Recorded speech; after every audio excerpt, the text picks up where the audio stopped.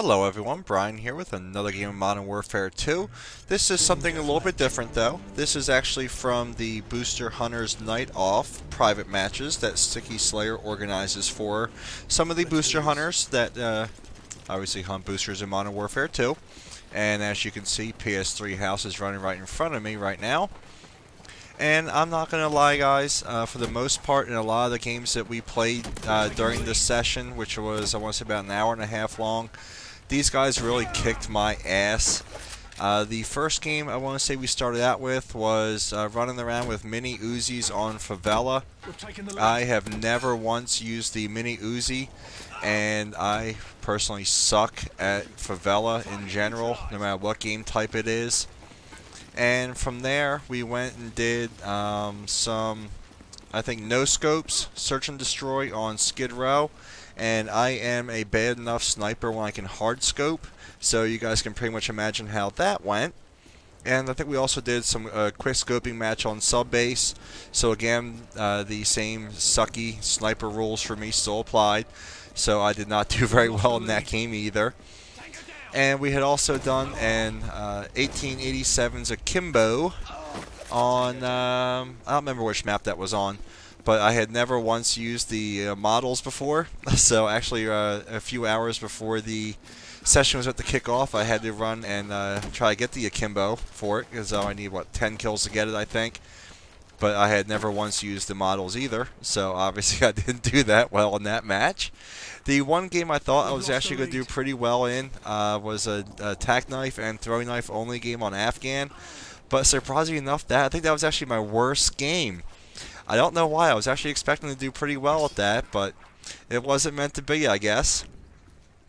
So this was pretty much the only game from that entire session that I deemed was somewhat worthy of uploading for you guys. I had been, obviously before I found out that they were going to do Riot Shields, I never once used them either. So, but the last couple of days I figured this was probably my best bet to get more familiar with how to use the Riot Shield. So, the past couple of nights I was just tooling around a little bit when I was getting sick of ground war and everything else, and I wasn't finding any boosters. So I would just go into some ground war games and throw the Riot Shield on and go get some practice with it. And I'm already half decent with the throwing knife. I'm not great, but I'm not bad. I'm just a little bit out of practice with it. So I know very early on when I first started making videos for you guys, I did a couple throwing knife montages, and a lot of them weren't anything special as far as, you know, trick shots or anything else. Excuse me, I had to clear my throat there for a second. But so I did get a chance to practice a little bit with the Riot Shield, and I did okay in this match. And the one thing that I did notice when I was practicing with the Riot Shield in some ground war games is people were really complaining about me using it. I wasn't, you know, one-man army noob tubing. I wasn't running around using marathon, lightweight, and commando. I don't know why people would have had such a hard time with me using the Riot Shield in a game. I mean, normally, you can just knife me, you can throw a Semtex at me and stick the shield with it. I mean, the Riot Shield is such an easy thing to overcome. Unless you're obviously boxed into a corner, but I don't know why so many people had a problem with it, but anyhow, this game was just so much fun to play with these guys. I really had a good time during the entire session, even though I was getting my ass kicked.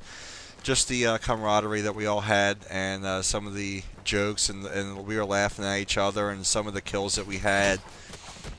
It was just so much fun. I'm really sorry I wasn't able to get into it sooner. I know last week I had a kid's 1-year-old birthday party to go to. Why you would invite someone to a birthday party that doesn't have kids to a 1-year-old who doesn't even know where he is, always doing his shitting in his diaper and has no clue what's going on? It's beyond me. And I think the weekend before that I was working on Saturday, so I wasn't able to make it in there either. So I'm not sure how many weeks in a row Sticky has actually been running these types of games. So obviously I know I missed out on the last couple, and obviously every single one before that, since this was my first session with these guys. And I'm really hoping that my schedule is clear enough on Saturdays going forward that I'm able to get into them on a somewhat regular basis. Because like I said, I really just had a lot of fun with these guys. And you know, like I say, it was just so much fun just joking with them and doing some of the silly stuff and not taking the game too seriously for once. You know, not being a tryhard and trying to, you know, get, you know, great kill death ratios for videos for you guys and ground war and hunting boosters and everything else and stressing about doing stuff like that.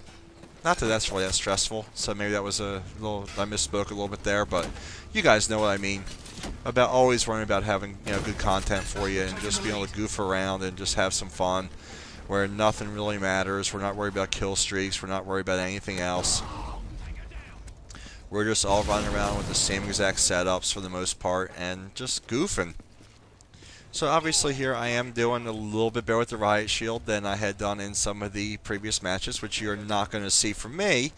I'm sure if you check out StickySlayer's channel or PS3 House's channel or some of the other booster hunters that you'll see throughout this game, and at the end credit with the final scores listed, if you check out some of their channels, I'm sure these guys are going to upload some of the clips where I totally embarrassed myself. And I actually had even asked them if they had uploaded anything from that knifing match, that please leave the final score out because I did that bad.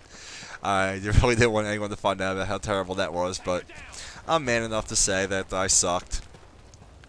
And I think one of the problems I had when I was using the 1887s, I had screwed up when I was setting up the class real quick, because we only had maybe a minute or so in between matches to adjust our classes to whatever we were going to try next, and I was stupid enough to put lightweight on rather than stopping power on the akimbo model, so I'm definitely going to have to try to tool around with those a little bit more and try to get more used to using them. So I'll definitely have to practice a little bit more with that. But I'm not too bad with the Riot Shield. I think the practice really helped me a lot. But I think the one thing I am going to try changing going forward is maybe I'm going to increase my sensitivity a little bit. And, oops, sorry, I think I just killed my own guy there. Sorry, House. I think he did turn friendly fire on in this match, so with all the throwing knives and everything else and all the bumping going on, it was, I guess, easy to kill one of your own teammates. But back to what I was saying before, I think with the sensitivity change, I think that will definitely help a little bit. Because when you get this many guys all grouped together, all slamming shields into each other and everything else, you gotta turn pretty quick, and I think that might help a little bit in the next time we try this. But like I mentioned before as well, I think the Riot Shield may be the least of my concerns compared to all the other game types that we played that I didn't do very well at. So I have a lot of things to try to brush up on before next Saturday. Like I said, I don't think I'm working, and I don't think we have anything planned, so I'm hoping I'll be able to get in there and get in there on a more regular basis. So I'm definitely going to try to work up with the Model 18s, 1887s, and I don't know if I'm even really going to bother trying to work on the sniper thing, as I'm just not a good sniper. But anyhow, this game is about to wind down. I do end up getting the game-winning kill cam right here with the throwing knife. Yay me.